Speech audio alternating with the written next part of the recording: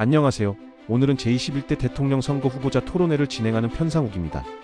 이 토론회는 국민들이 후보들의 정책과 비전을 비교하고 평가할 수 있도록 마련됐고 SBS, KBS, MBC 등 다양한 채널에서 생중계되고 있습니다.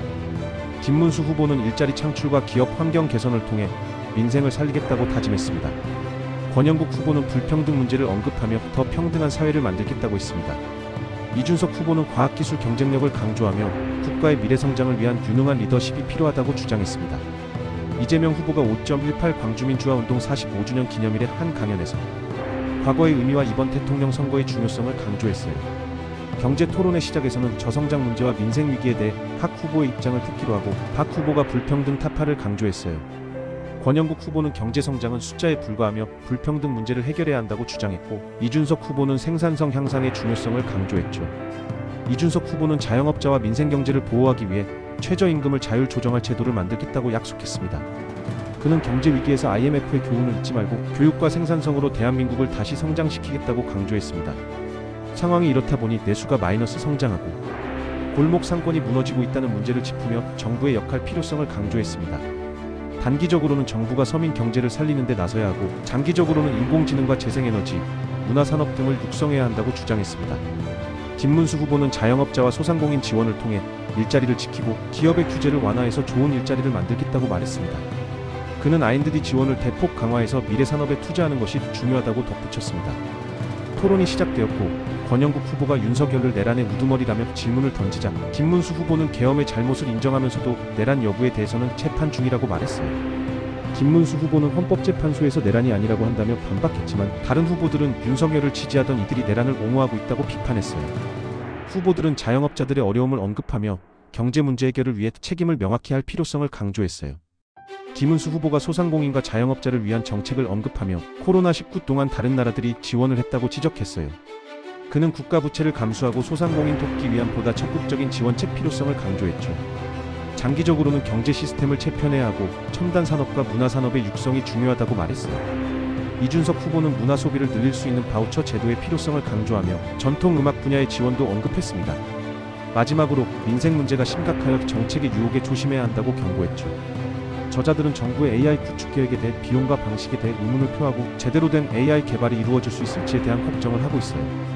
전 국민에게 AI 계정을 보급하려면 막대한 예산이 들 것이라고 이야기하면서 정부가 지원하는 R&D와 민간 협업의 중요성을 강조하고 있어요. 이재명 후보의 호텔 경제력 발언에 대해서 경제 순환과 승수 효과를 언급하며 그의 발언이 잘못 해석됐다면 그 이유를 물어보고 있어요. 이재명 후보님은 경제와 일자리 문제에 대해 설명하셨지만 대중의 이해를 못 받고 있는 것 같아요. 정년 연장이 젊은 세대 일자리에 악영향을 미친다는 지적에 이재명 후보는 반박하며 다양한 의견이 존재한다고 했어요. 이재명 후보가 커피 원가에 대해 발언한 뒤 그 발언이 왜곡되었다고 하며 설명을 추가했습니다. 노란봉 특법과 관련해 이재명 후보는 대법원 판례와 국제노동기구의 승인을 강조하며 법적 타당성을 주장했습니다. 반도체 특별법에 관해 이재명 후보는 기업 지원의 필요성을 언급했으나 세부 요구사항들이 이행되지 않았다고 지적했습니다. 논쟁 중에 노동부 장관이 6개월 유연제를 도입해야 한다고 주장했지만 일부는 오히려 기존 제도보다 유익하지 않다고 반박하고 있어요. 반도체 산업의 경쟁력을 유지하기 위해서는 규제를 완화하고 R&D 지원이 필요하다는 의견이 나와요.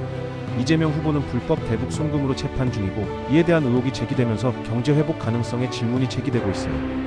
김문수 후보가 캠프에서 정치 자금을 받았던 일과 대북 사업에 대한 경중을 따지는 논의도 이어지고 있죠. 대북 사업에 대한 논의에서 이재명 후보와 이준석 후보가 각각 자신의 입장을 주장하며 다양한 정책에 대한 토론이 있었다. 기본소득에 대한 건강한 비판과 국민의힘의 정강 정책에 대한 질문이 이어졌으며 김문수 후보는 노동법과 관련된 법안에 대해 강한 반발을 보였다. 이준석 후보는 현대통화 이론에 대한 질문을 던지며 관련 국가들의 경제적 실패 사례를 언급하면서 우려를 표했다. 경제에 대해 지역화폐를 돌리거나 돈을 나누는 발상은 잘못되었고 그런 정책은 재정 문제를 해결하지 못할 것이라는 의견이 있습니다. 현재 대한민국에는 1,300만 명의 노동자가 근로기준법의 보호를 받지 못하고 있으며 이들에게 최소한의 임금과 복지가 보장되어야 한다는 주장도 있습니다. 경제적으로 감당할 수 있는 수준에서 모든 노동자들에게 기본적인 권리를 포장해야 하며 부자 감세 정책이 문제라는 지적도 나옵니다. 이재명 후보가 주 4.5일 근무제를 주장하는데 임금 감소 없이 어떻게 실행할지 의문이 든다는 의견이 제기됐어요.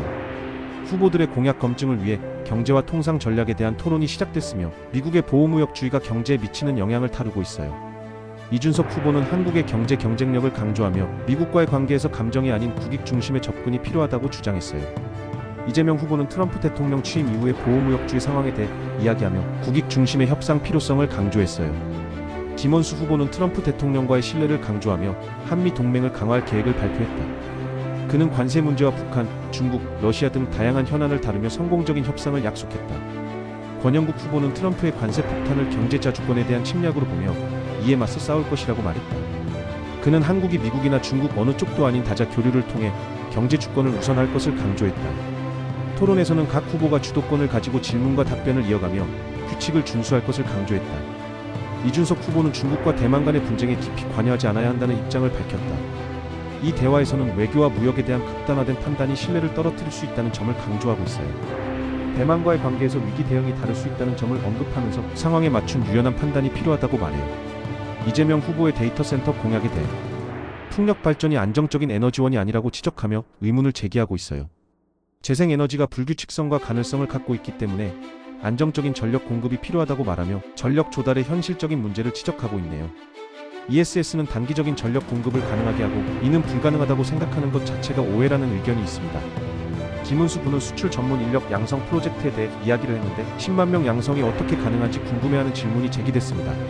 수출 전문 인력은 특정 국가에 국한되지 않고 다양한 분야에서 양성할 계획이 있다는 이야기가 있었습니다. 이재명 후보는 과거 미국의 반도체 규제에 대한 입장을 설명하며 정부의 역할에 대한 논쟁을 이끌었습니다. 그는 질문에 대해 극단적인 단정은 잘못됐다며 경제가 순환하는 원리를 강조했습니다. 김용태 의원이 이재명 후보의 발언을 왜곡했다는 주장과 함께 정부 재정의 역할에 대한 기본적인 개념도 설명했습니다. 이 대화는 금융의 역할과 한국 경제의 저성장에 대한 책임을 논의하면서 정치적 반대와 경제 문제에 대해 이야기하고 있어요. 답변자는 정부의 정책이 기업 활동에 부정적인 영향을 미치며 반대로 민주당의 행동이 협상과 경제 법제화에 방해가 되고 있다고 주장해요. 토론 중 정부의 외교 정책과 통상 문제의 심각성을 강조하며 서두르는 것은 문제가 될 수 있다고 경고하고 있어요. 트럼프의 변화무쌍한 관세 정책에 맞서 민간 기업 투자와 정부 정책을 잘 조합해 협상 카드를 만들어야 한다는 의견이 제기됐습니다. 트럼프는 중국과의 무역에서 관세를 부과했다가 후에 협상으로 돌아섰고 캐나다, 호주, 멕시코와의 부당한 관세에 맞서 싸우는 것도 중요하다고 강조했습니다. 김문수 후보는 이재명 후보의 외교 신념과 대중국 발언에 문제를 제기하며 한미 동맹을 흔들 수 있는 발언들은 걱정스럽다고 말했습니다. 한미 동맹의 중요성을 강조하며 중국이나 러시아와의 관계를 적대적으로 만들 필요는 없고 실용적 척분이 중요하다고 언급했습니다. 미국은 한국의 안전에 큰 역할을 했고 미국과 중국의 관계는 다르게 봐야 한다고 강조했어. 한미동맹은 한국 외교와 안보의 기본이고 그 관계를 잘 관리해야 한다고 말했지. 북한의 핵 문제에 대해 미국과 협력하고 효과적인 방어막을 구축하자고 제안했어. 핵 억지력은 한국과 미국 간에 이미 충분히 협의가 되어 있고 비핵화 방향으로 나아가야 한다고 강조했지. 그런데 반미적인 발언이 계속되면 한미 관계가 어려워질 수 있다는 점을 지적했어. 지금 미국의 관세 문제로 인해 우리의 대기업들이 큰 타격을 받고 있는데 특히 중소기업들은 더 큰 위험에 처해 있다는 이야기를 하고 있어요. 중소기업의 관세 문제로 인해 폐업 위험이 커지는데 이를 막기 위해 정부의 직접적인 대책이 필요하다고 강조하고 있어요. 미국의 소프트 파워에 대한 신뢰가 약해지고 있으며 결국 이는 오래가지 못할 것이라고 생각하며 우리가 중소기업과 노동자를 보호해야 한다고 말해요. 다양한 통상 협상을 통해 수출 경쟁력을 강화하고 중국과 러시아와의 관계를 적대적으로만 유지할 필요는 없다는 의견을 내고 있어요. 실업 문제에 대비해 국가가 일자리를 보장해주는 제도를 주장하며 이러한 방안에 대한 검토가 필요하다고 덧붙이네요. 트럼프의 중국 관세 유예 사례를 언급하며 한국도 협상을 통해 관세 유예를 이끌어낼 수 있다고 강조하고 있어요. 후보자들이 미국과의 관계에 대해 신뢰를 바탕으로 당당하게 대응해야 한다고 주장하고 있다. 국익 경제자 주권, 안보가 협상 대표의 책임에 중요하다고 강조하며 김종대 전 의원을 대표로 내세우려는 계획을 언급했다. 이재명 후보는 윤석열 정부의 무능함 때문이라고 주장하며 한국 경제의 어려움을 설명하고 AI와 첨단 기술 산업에 대한 투자를 강조했다. 재생에너지와 기술 산업 발전이 필요한데 현재 관련 대책이 거의 없다는 문제를 강조하며 문화 역량을 활용해 새로운 길을 만들어야 한다고 합니다. 후보들은 규제를 폐지하고 노동개혁과 첨단 인프라 구축으로 국가 경쟁력을 높이겠다는 공약을 제시했습니다. 국민의 삶이 여전히 힘들며 경제성장의 수치만으로는 국가 경쟁력을 판단할 수 없고 노동자의 권리가 우선시 되어야 한다는 이야기로 불평등 해소를 다짐했습니다. 이준석 후보는 창업가들이 외국으로 나가는 불리한 규제를 없애고 에너지 정책을 수정하지 않으면 국민이 고통받을 것이라고 주장했습니다. AI에 대한 과도한 투자 공약을 비판하며 실현 가능한 진정한 우선순위를 정해야 한다고 경고했습니다. 후보들이 양다리 공약을 남발하며 당선 후 약속을 지키지 않을 것이라는 우려를 표명했습니다. 후보들은 대한민국의 미래에 대한 공약과 토론 규칙을 논의하기 시작합니다. 토론에서 상대를 존중해야 하고 왜곡하지 말아야 한다고 강조합니다. 이준석 후보는 농촌 기본소득에 대한 질문에 맞춰 진행 과정과 범위를 설명합니다. 기업 규제 합리화에 대한 의견을 나누며 불필요한 규제를 줄이자는 것에 동의합니다. 수도권 규제를 완화하는 데 따른 선의의 질문과 논의가 이어집니다. 이 영상에서는 기업들이 해외로 나갈 때 수도권의 규제를 완화하는 대신 지방의 균형 발전과 기회를 보장해야 한다는 주장을 펼쳐요. 지방 소멸 문제를 막기 위해 기업과 학군, 좋은 거주 환경이 필요하며 에너지 문제와 감세, 규제 완화를 통해 지방 발전을 도모해야 한다고 해요. 지방 분권이 중요하고 재생에너지가 있는 지역에 공장 설립, 허가를 내주면 지방 경제가 활성화될 것이라는 제안을 하고 있어요. 지방 지원과 분권이 이 나라의 지속 가능한 성장에 필수적이라는 의견을 강조하고 중앙 집권에서 벗어나야 한다고 힘주어 말하고 있어요. 김문수 후보는 이재명 후보에게 에너지 정책에 있어 원전 확대와 AI, 강국으로 가기 위한 방향성을 질문하고 에너지 믹스의 필요성을 강조했어요. 발전소의 안전성 문제와 원전의 위험성을 고려하면서도 재생에너지로의 전환을 지지하지만 원전도 적정하게 활용하자는 주장을 하고 있어요. 원전이 안전하다는 주장과 그에 대한 반론으로 원전 사고 사례를 들며 원전의 폐기물 처리 문제를 강조하고 있죠.